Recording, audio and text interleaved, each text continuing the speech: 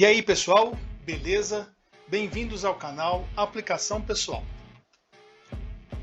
Sejam bem-vindos à nossa aula de número 2. Fique à vontade e, se desejar, pegue papel e caneta. O texto que vamos trabalhar hoje é o Evangelho segundo Mateus, capítulo 1, verso 18 ao 25, em sua Bíblia. O tema é a importância de ponderar. Vamos aprender a importância de se levar em consideração, a importância de avaliar. Recomendação: anote e, se preciso, paralise o vídeo quantas vezes precisar. E nos envie seus comentários, dúvidas e sugestões. Todas as referências e links na descrição do vídeo. Introdução. Mateus agora relata como foi o nascimento de Jesus Cristo. Lembrando que ele mesmo, Mateus, não estava presente para testificar ou confirmar o que relata.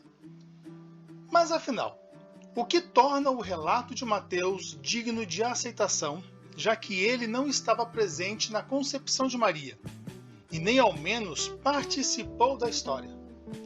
Sua participação se daria anos à frente. É muito importante saber que, por se tratar de um texto bíblico, ou seja, considerado sagrado por religiões, é normal dizer que é preciso crer para aceitar. Mas o intuito desta aula é mostrar que, mesmo sem o requisito fé, é possível dar crédito ao escrito. Por isso, convido você a estudar comigo e junto vamos aprender o poder de ponderar. Avaliar o contexto que nos rodeia. Para isso, precisamos validar o texto e descobrir quais são as técnicas que possibilitam o crédito da escritura. Existem técnicas de verificação, e duas delas são consistência de texto e o registro em outras fontes. Consistência do texto. O que seria isso? Dizemos que um texto é consistente se obedecer a uma estabilidade sintática ou semântica dos seus elementos.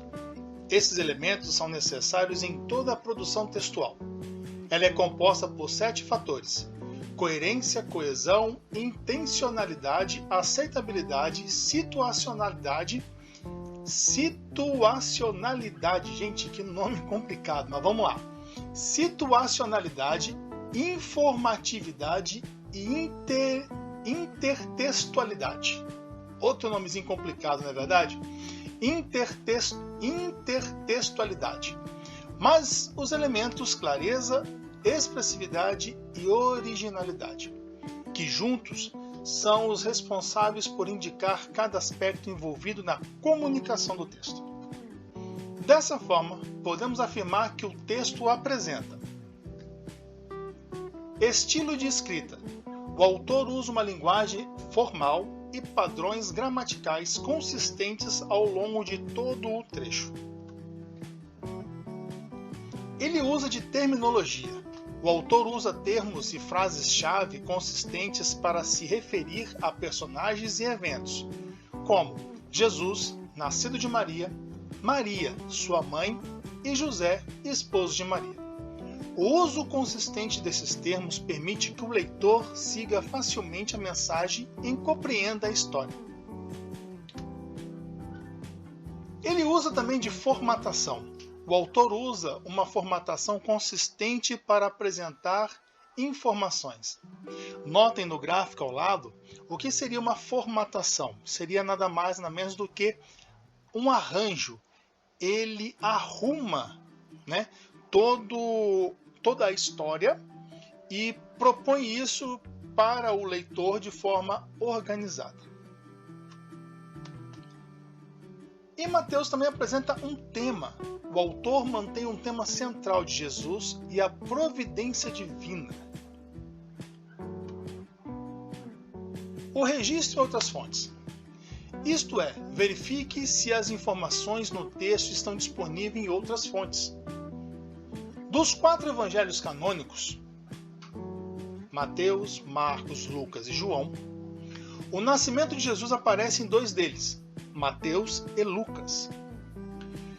e também no Evangelho Apócrifo de Tiago, livro de Tobias em forma de profecia, no livro Pastor de Hermas, parábola 5, e no Evangelho Árabe da Infância de Jesus, capítulo 1. Não há consentimento entre os estudiosos sobre a autenticidade do texto do nascimento de Jesus por conta do impacto religioso.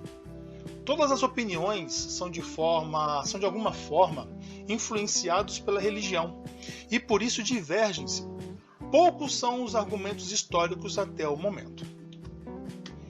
Mas o que nos importa está escrito, de alguém para alguém, crendo ou não, são informações, dados e, portanto, tem a sua relevância.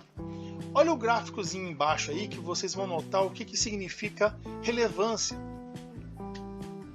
E é sobre essa relevância que iremos estudar. O texto que iremos analisar é o Evangelho de Mateus, capítulo 1, verso 18 ao 25. O verso de número 18.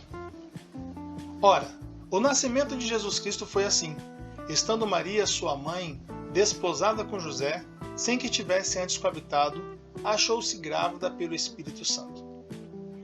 Olha o nosso lembrete aí no cantinho. Documentos provam. Lembre de nossa primeira aula, hein? Olha só. Lembra quando a gente falou na primeira aula que os documentos, que aquilo que é escrito, que aquilo que é anotado serve como documento, serve para que a nossa mente processe informações melhores? Então, se você não viu essa aula ainda, volta lá na aula de número 1. Estando Maria, sua mãe, desposada com José. Notem o uso da terminologia. O autor deixa claro sobre qual Maria ele está falando. Desposada, ou seja, noiva. Sem que tivesse antes coabitado. Outra palavrinha também em grego ali, que também quer dizer reunir-se, juntar-se em assembleia, de coabitação conjugal, ir, partir ou vir com, acompanhar alguém. Em outras palavras, em nosso dicionário quer dizer o quê? Coabitar. Morar juntamente com, viver em comum com alguém, conviver de forma pacífica com e coexistir com alguém. Em outras palavras, sem que tivesse antes coabitado, sem que tivesse tido relações sexuais. Essa é a grande palavra aqui, tá bom? Notem um detalhe enfático dado ao texto que precede o achou-se grávida, mesmo sendo ainda virgem, dando toda a responsabilidade do acontecido a quem? Ao Espírito Santo. Achou-se grávida pelo Espírito Santo. Aqui tem mais uma palavrinha em grego, né? Que quer dizer barriga, ventre ou útero, né? Achou-se dentro do seu ventre algo inspirado, algo colocado pelo Espírito Santo.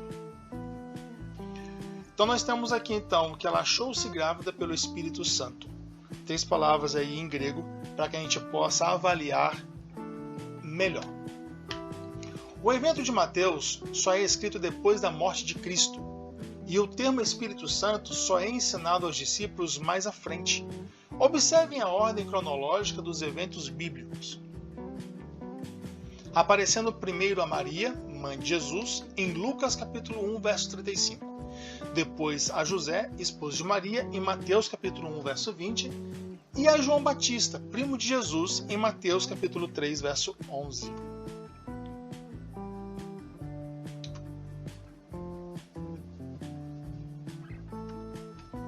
Mateus só começa a seguir Jesus a partir do capítulo 9 de seu livro. Em Marcos capítulo 2, verso 13 e 14 e Lucas capítulo 5, verso 27 e 28.